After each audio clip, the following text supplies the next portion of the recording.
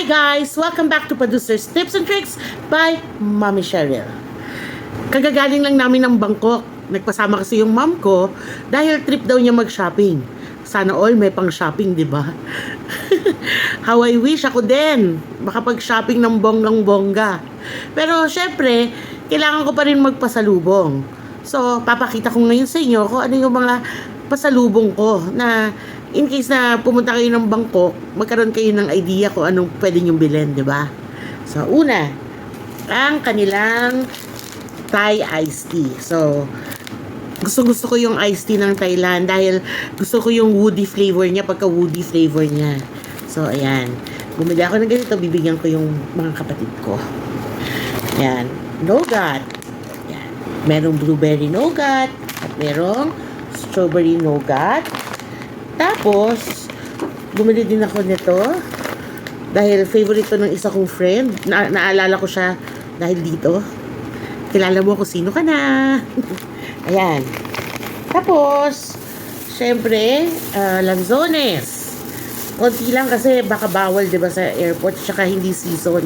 Hindi season ng lanzones ngayon doon. Buti na nga lang at meron kaming nakitang nagtitinda. Tapos, ano pa? Ito. Mga peanuts para sa kapatid ko at mga pangluto. Ayan. Diba? Sinong mahilig sa inyo sa tom yum at saka sa satay. Tapos, bumili din ako para sa amin ng ganun din, ng Thai tea. Pero ito, hindi siya nakasachet. Kasi pang malakasan, diba? Pang malakasang inom.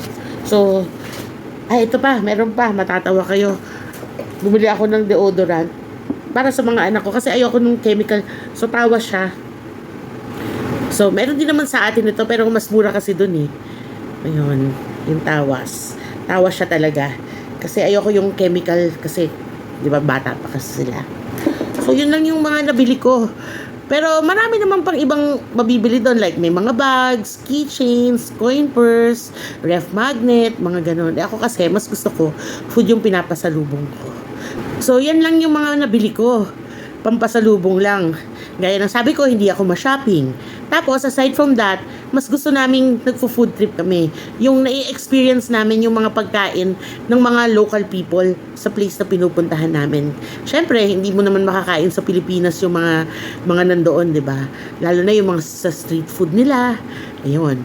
So, like yung mango sticky rice. Meron din sa atin, pero iba pa rin yung sa kanila. Tapos, ano pa ba? Gusto ko yung very refreshing na, ano nila, yung sugarcane juice. Ayun. Tapos, ano pa yung mga binili namin na food. Basta nung nagsakay kami sa floating market, yon, may coconut ice cream na maraming sticky rice din. Ang sarap nun, sobra. Tapos may satay din sila doon na binili namin. Tapos yung parang barbecue na longganisa. Ayun. So, yun yung mga na-try namin doon. So, yun lang guys. So, ulitin. Ay, teka. Meron pa pala akong nakalimutang ipakita sa inyo.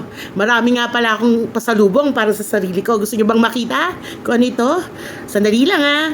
Eto guys, napakadaming labahin. Yan ang pasalubong ko sa sarili ko. Bonggang-bonggang mga labahin. O, diba? Bonggang-bonggang mga labahin. Grabe. O, sige na. Joke lang yun ha. O, sige. Bye-bye na ulit. Bye!